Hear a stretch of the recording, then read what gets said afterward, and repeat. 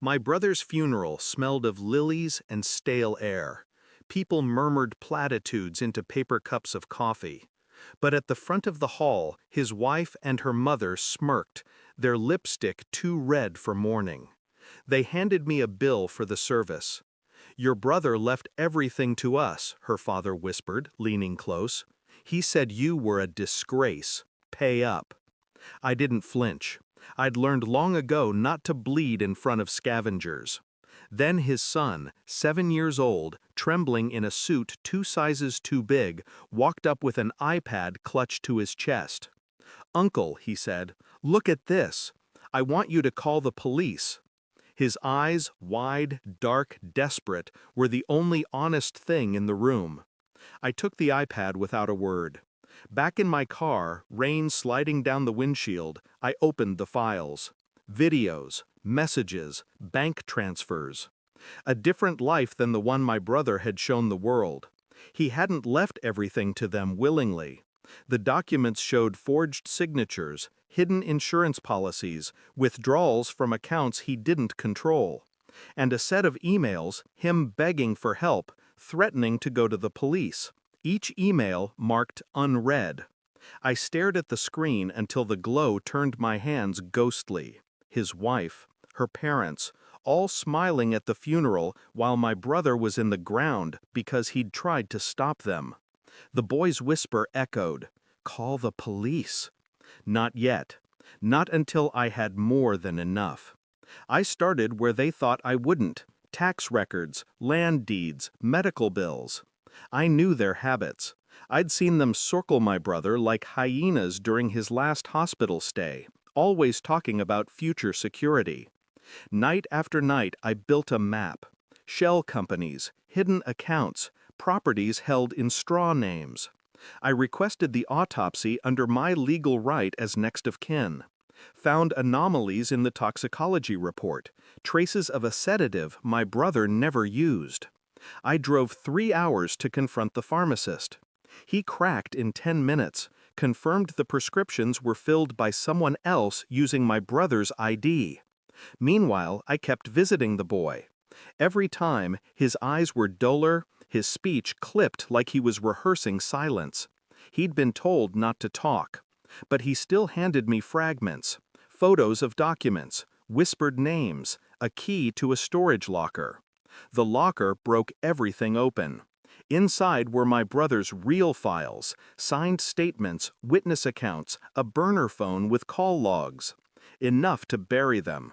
But I wanted them to feel it first.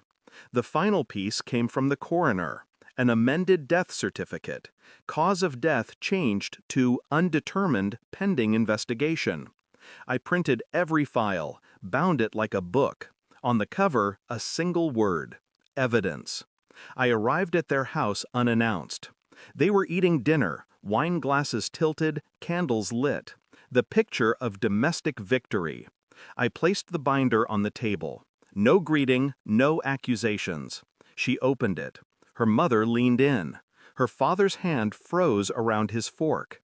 Each page turned their faces a shade paler.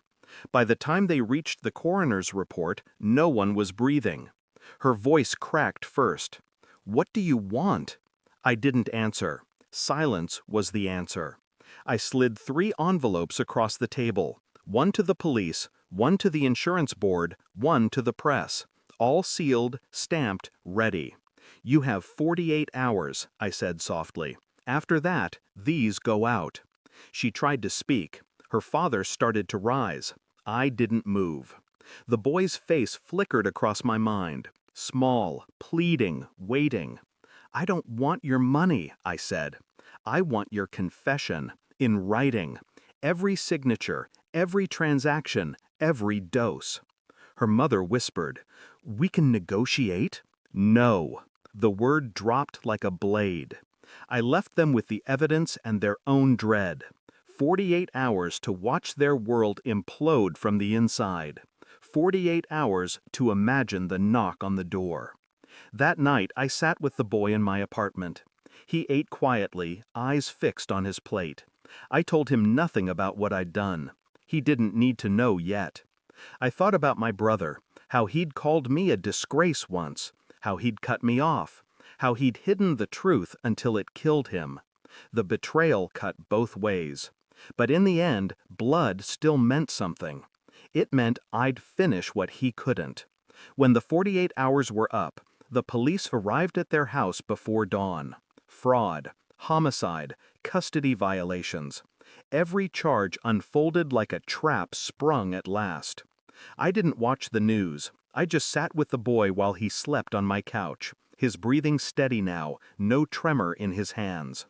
I didn't feel triumph, only the quiet, the kind you hear after a long storm. I had given them the same gift they gave my brother, silence first, then the kind of justice that doesn't stop when the coffin closes. Thanks for watching. Don't forget to like, share, and comment. Subscribe now to Cheating Stories Insight World for more amazing stories.